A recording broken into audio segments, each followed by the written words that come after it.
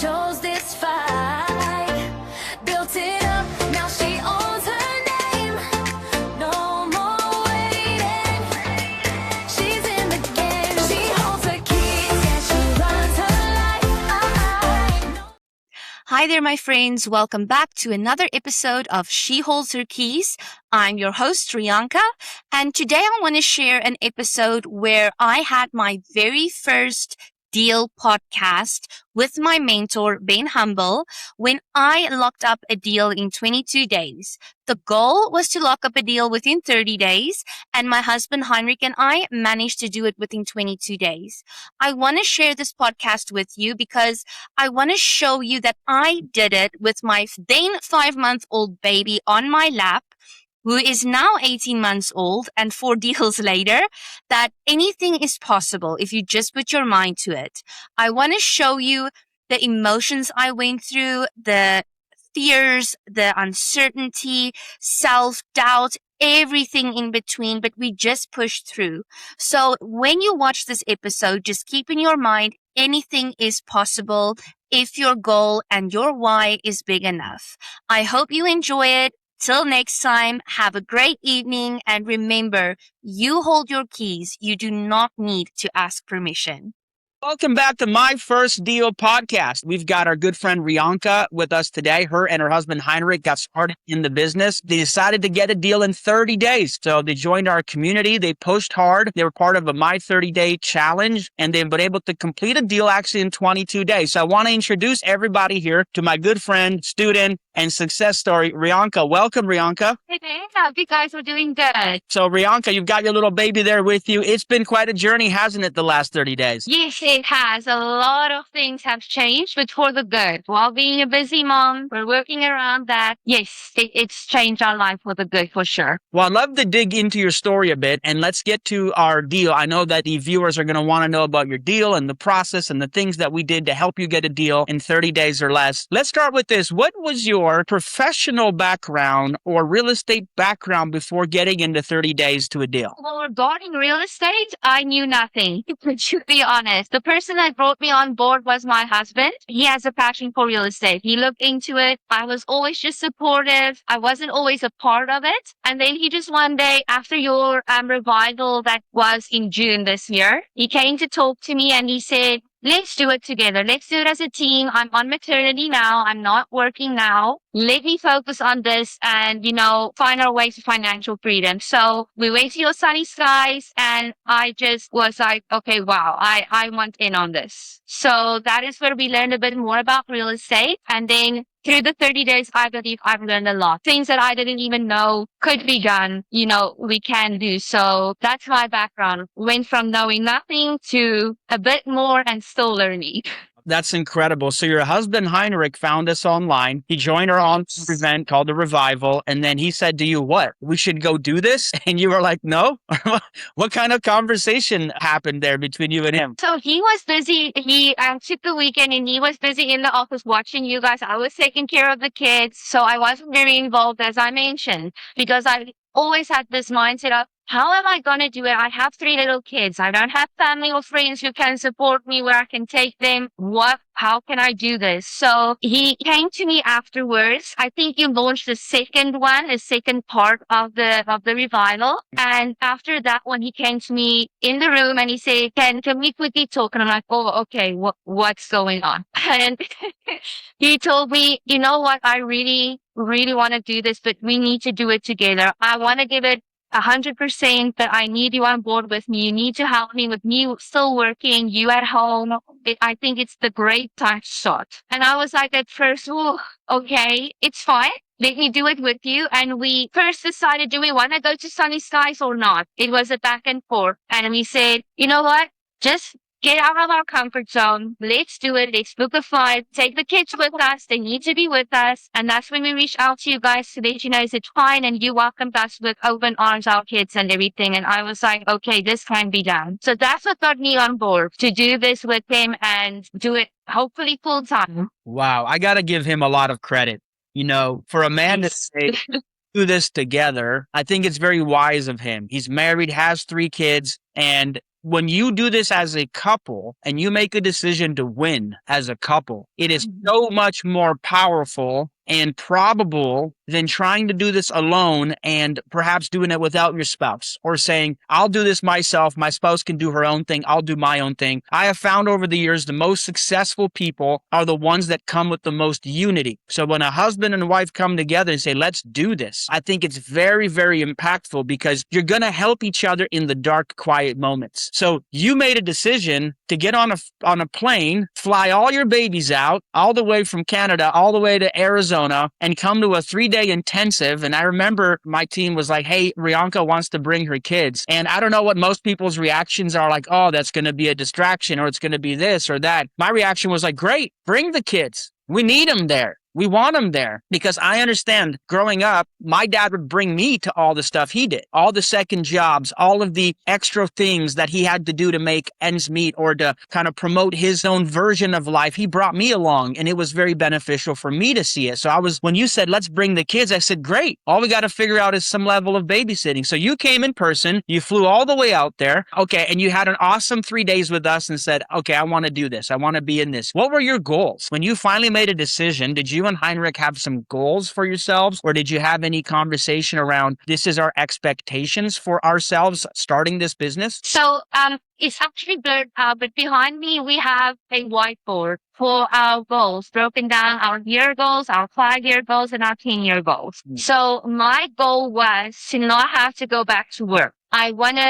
I start next year again in February, and I want to go and tell them, you guys, sorry, I found something better, which is it's just amazing. I'm excited to do it. And you get the time freedom to do what you want. So that was my main goal. And Heinrich's goal is to, within the year, also tell his work, listen, I'm done working here. We want to pursue real estate fully. Like I say, which changed our minds was going there to the sunny skies and actually seeing coaches that care. Because you go on programs and, you're sort of just tossed to the side. So here we felt like, they listen to us. They try and help us. They welcome us. They want us to succeed with them. So that's the main thing that we focus on. And our goal now is just to keep doing deals, 1 a month. Even if it's 2 a month, that would be great.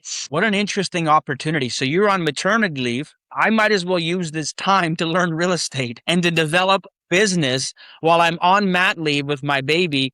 And I'm going to use this time not to just care for my home, but also care for my finances. Like, that takes a certain type of mindset. That's very much a I can do attitude, very much a positive attitude. And something I've come to appreciate about working with you and Heinrich in the last 30 days is that you guys really do have a can do attitude. Instead of worrying about the things you don't have or the difficulties, you are making it work and you don't complain. Help me understand, or folks watching, where does that attitude come from? Is it something that you are naturally kind of given, or is this something you've cultivated over the years, or some type of combination? To be honest, I have always been someone who is a bubbly person who tries to see the good in everything. But I do get my off days as well. It's just you need to remind yourself, why are you doing this? If they can do it, why can't we do it? And a lot of things is we start creating habits for ourselves, reading books on mindset, self-discipline. When we get up at 4 in the morning and do our exercises, put on a podcast, listen to successful people, what they have done. So it's just filling your mind with those stuff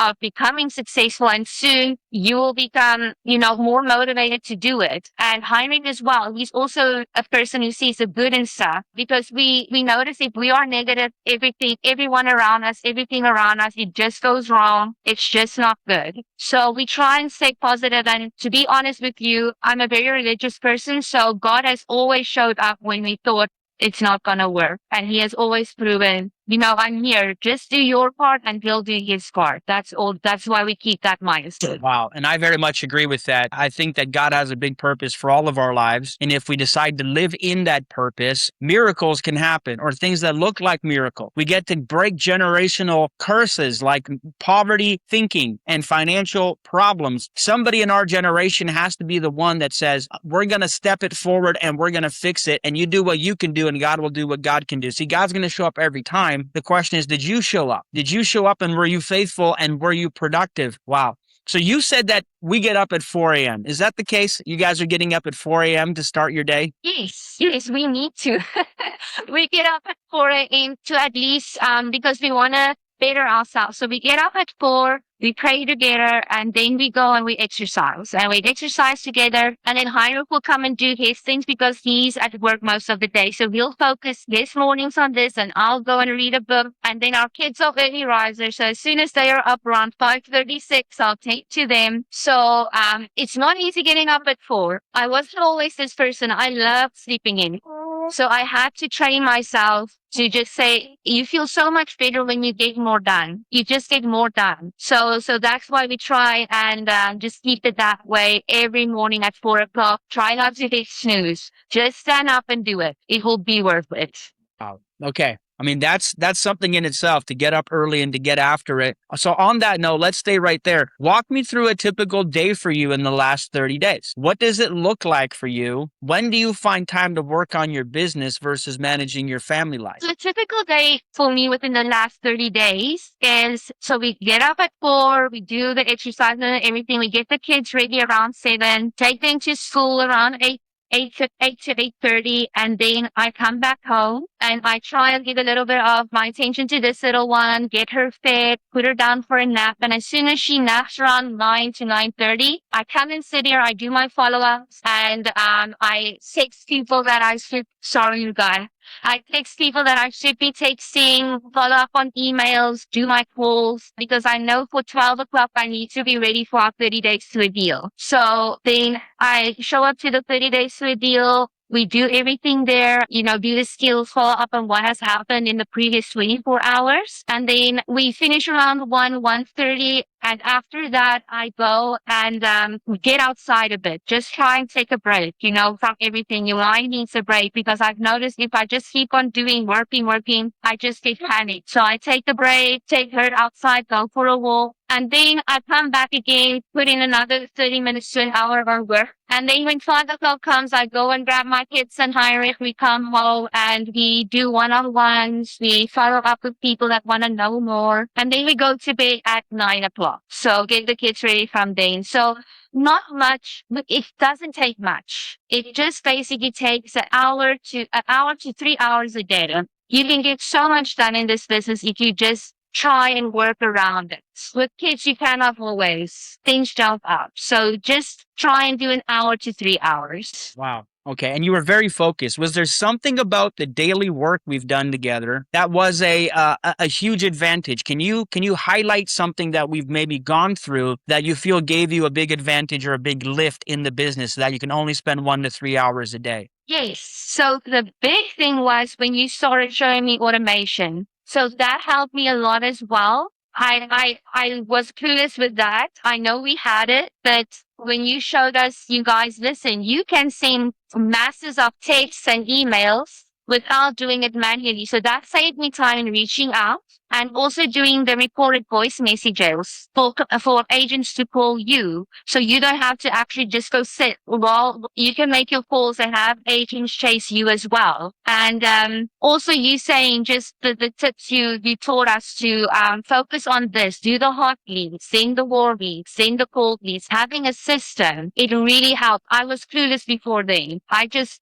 went the way I felt was right, but that really got us organized and scale a bit in our business. Wow. So you followed the system, you did the work, you had a great attitude, you put in a couple hours a day. Did you have any low points during our time in 30 days to a deal that maybe you are discouraged or maybe even wanting to quit? Did you have any low points in this season? And if so, how did you deal with it? I wouldn't say I had times where I wanted to quit, but I would say I had times where I doubted myself, where they'd say, you really think you're going to get this. You got to handle this. You just had a good call, and then you find something along the way that just comes up and you're like, oh my goodness, why is this a sign that we just should not go on? What's happening? But then you just say you've gotten this far, just do the work. Like they say, for instance, if they were, how can I say, very short with me or they sounded irritated, I would get very demotivated. And then I would tell Heinrich, you know what? I don't know if I'm made for this. I honestly don't know. And he said, no, just don't let one person determine your future. You just keep on pulling. You're going to get other people. And I did. I got agents. They were amazing. They still send me things to this day. So yes, even me being positive and bubbly, I get my off days, but I just get back up. I don't stay laying down.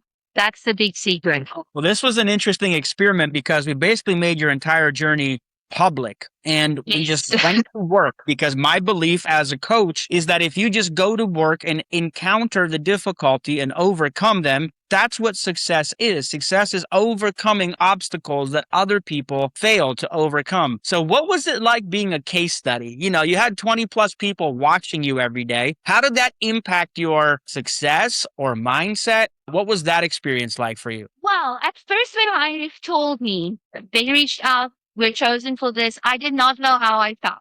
I to be honest, I was like, oh yay, or ooh, okay, what now? The pressure is on. I really, because in your mind you want to be a success. You want to show the people this can be done. So there were thoughts of what if we can't get it done?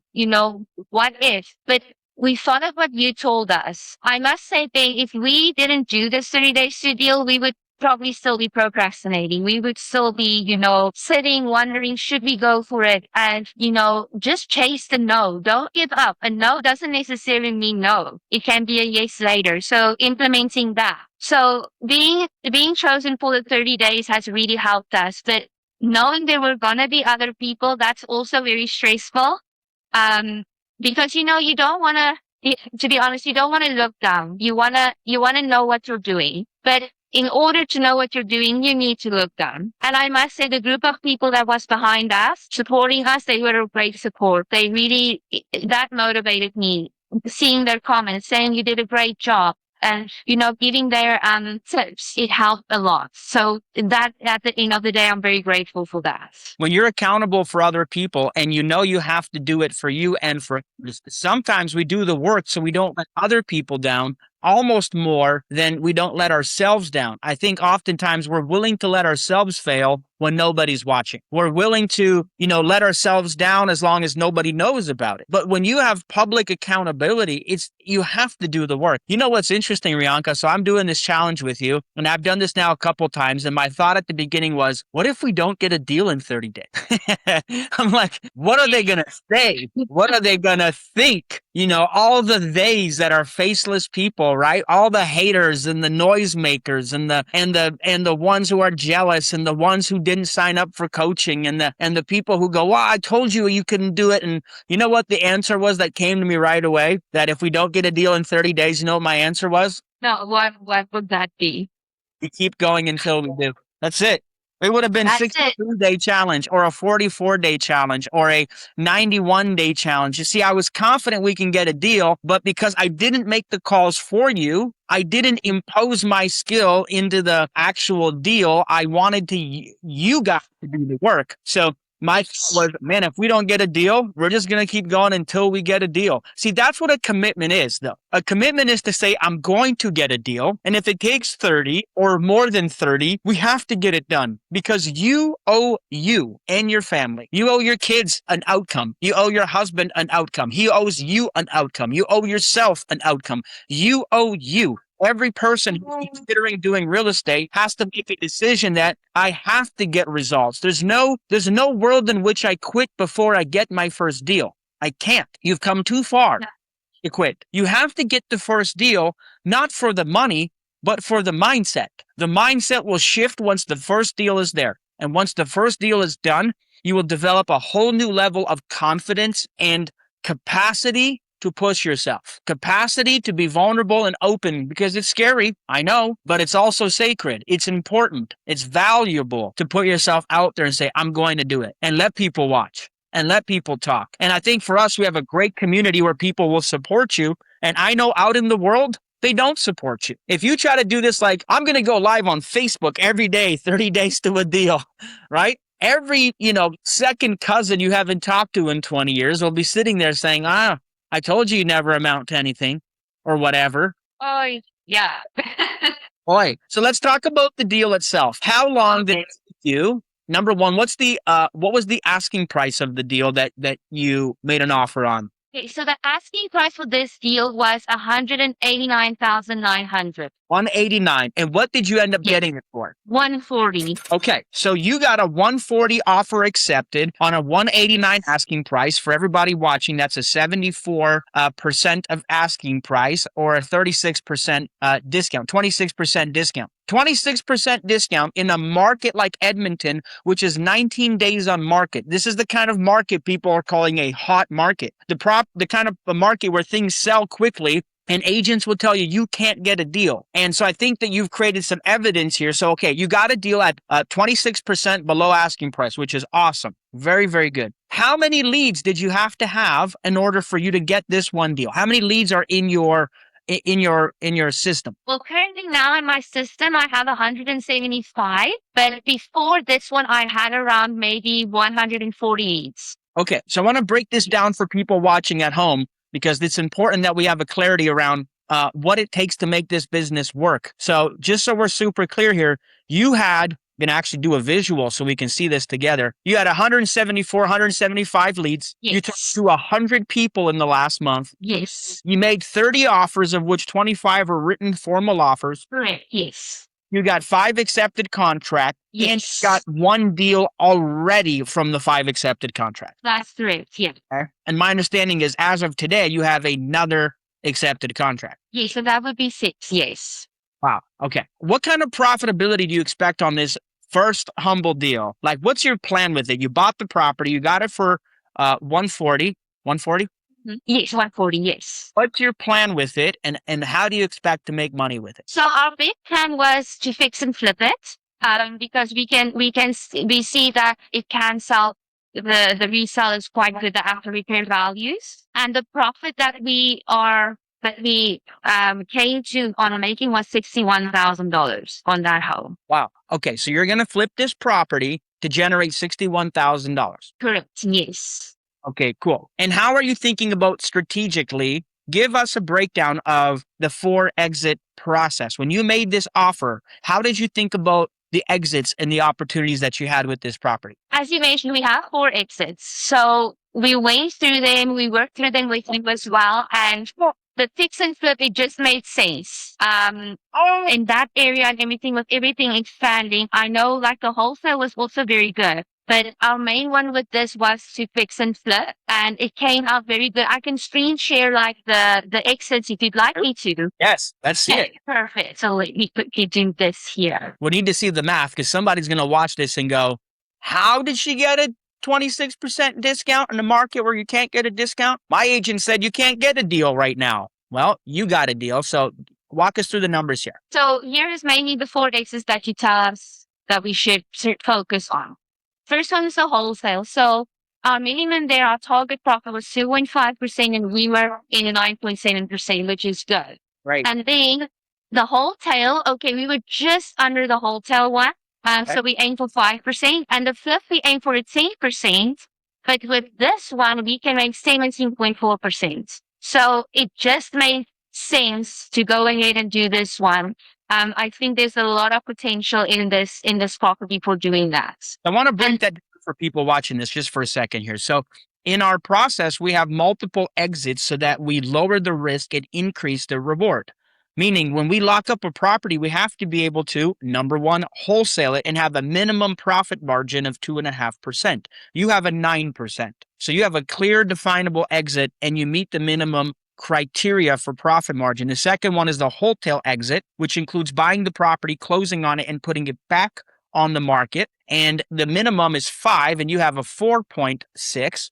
So close. But then the next exit, which is the flip exit, this is designed to make the most amount of cash, and the minimum requirement, the way we have it, as a minimum 10% profit margin, you have a 17.4. So this is a multi-exit strategy that's giving you clarity on which exit opportunity do I use based on the overall deal that I have in front of me. So you could wholesale it and make $16,000 or $15,000, or you could flip the property and make $61,000. Now, what happens if you don't? Let's say the market turns on you and Edmonton goes from a strong growth market to a flat or declining market. What's your backup strategy to the flip? So what we then said is to hold the property and keep it as a long-term rental. So that will be the last exit that we do. Yes. So that would be, and we explained it when we did the presentation that whoever invested will get those back as well. So yes. I love it. Have you got any pictures of the property we could see? Yes, of course. Yes. Give me a quick second here. Okay. So this is the property. Okay. So you guys can see it's very outdated. It needs a lot of work. So we had the inspection done as well. It needs a lot of work. So this is the front of the property, the back, and here is the bathroom, two of the bedrooms, another bedroom. It's very, very outdated. And here you can see as well. So everything needs replacing. So we're thinking of doing it down to the studs. So that will definitely be our next thing to go and do is do it down to the studs, make it modern, update everything. And I do believe, because I can also show you guys, this is some of the developments going on there in that street. This home is exactly like ours. It was also a fix and flip, and it sold for 420. So that's why we're really excited to see what that will bring for us. So $61,000 profit on this transaction as you do the work and renovate the property. Let's switch gears for a second. People sometimes believe you can get a deal if you follow the process. I think that for some people, they may believe that that's the case. But a part that people struggle with is, how do I get the money? Can you walk us through the strategy that you've used to now raise the money for this deal? It's not only did you get a great deal, not only did you follow the system, and by the way, how long did it take you to get this deal under contract? How many days from start date? Well, 2 days. The first contact was made August 13th, and we signed the contract on August 15th. So for this deal, that is when we signed it. For the entire process to lock up this deal, it took up 22 days. So 22 days to lock up the deal from the time you started making calls. Okay. Now tell me about the money raising, because it's one thing to get a deal, right? So you did the paperwork, you got it under contract, you now have a contract. How did you raise money? Talk to us about the process you followed and the outcome you got here. So we were very stressed about raising the money, because we said, oh my goodness, how are we going to do this? But we took your advice. So we put together the disposition or the presentation, and we just advertised it. We sent out, you guys did it for us as well.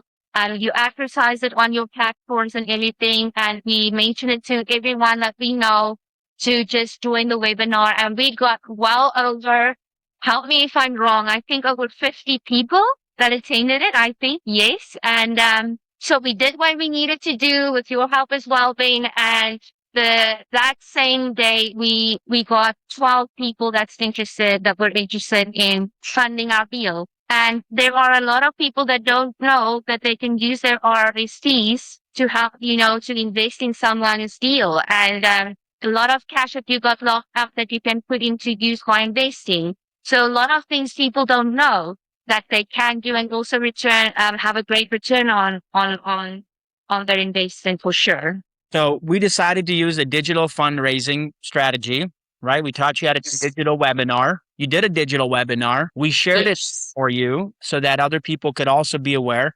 On that webinar, you ended up getting 12 people that wanted to fund this deal, which is awesome. And so did you lock up that funding? And how fast after the webinar did you solidify the lender? The very next day. And how much of the 140 did you finance with your private lender? Well, the complete 140. Wow. So you have 100% financing on this deal. You haven't had to do a credit check. You didn't have to provide proof of income, right? You didn't have to have a job.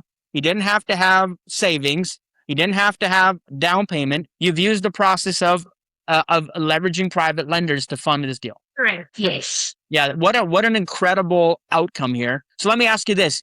How has doing this one deal changed your business and your plans for your business? Well, now it just made me see that it can be done. So there's no going back now. It's just telling me, pick up the phone, do the work. If you do the work, you will get a deal. I mean, you guys could see, I didn't get a deal with the first 5 or 10 leads that I had in there. I had to literally call over 100 people and get rejected as well.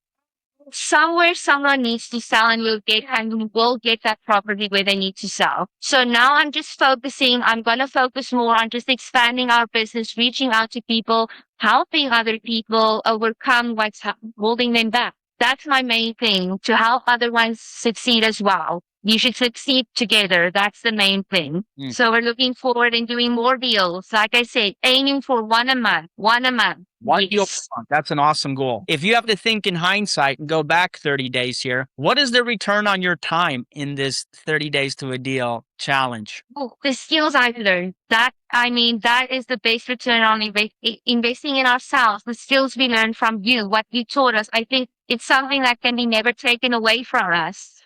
How to approach things, how to, stick to what your process is, not, falling for other people's process, because as soon as you do that, things go sideways. So literally just sticking to what you need, what you feel is right, your core values and everything. So return on investment for, it's time well spent. It was only 1 hour a day, and we locked up a deal that we could potentially profit $60,000. So there's that.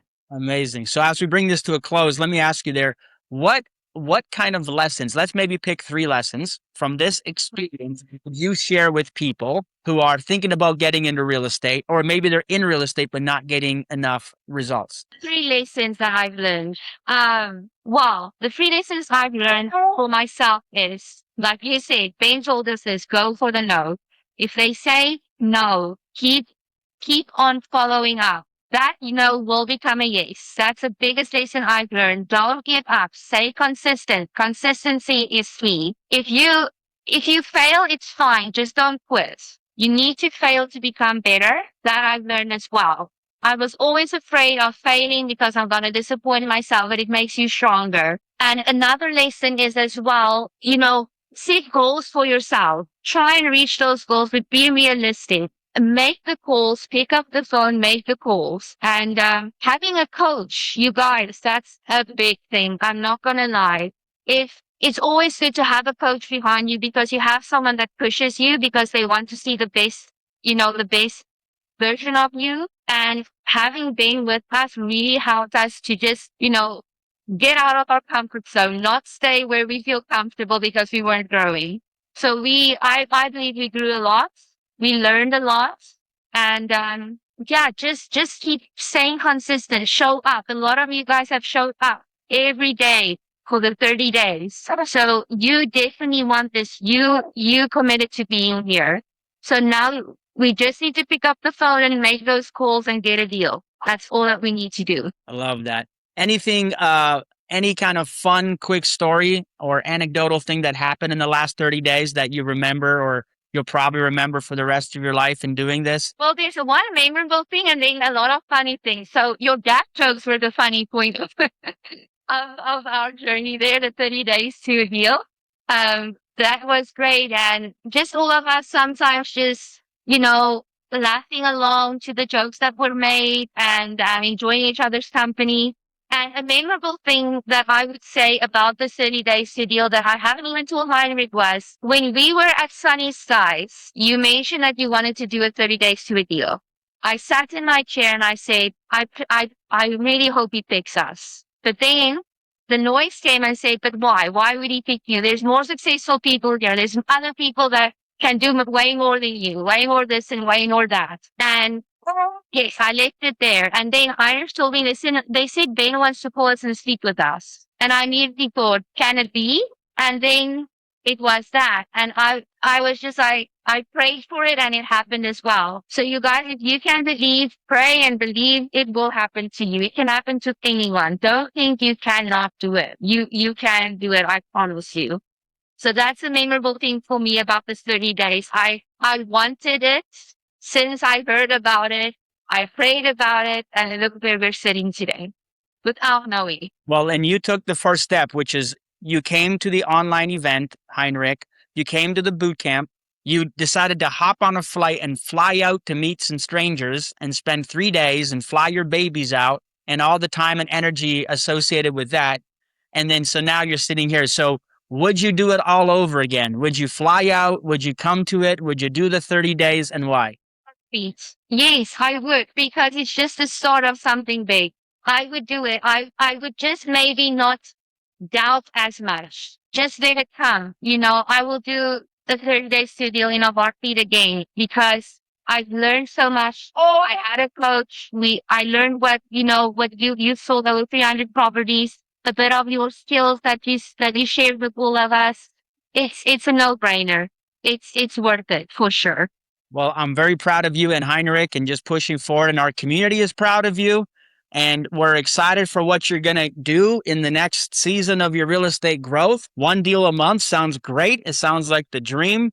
And I believe you're going to have an awesome business and you're never going to have to go back to work, which is great. So thank you for being part of the experiment. Thank you for pushing yourself and having a great attitude. We're all very excited and proud of you. And we wish you well on the very next season. Thank you, Rianka, and thank you, Heinrich.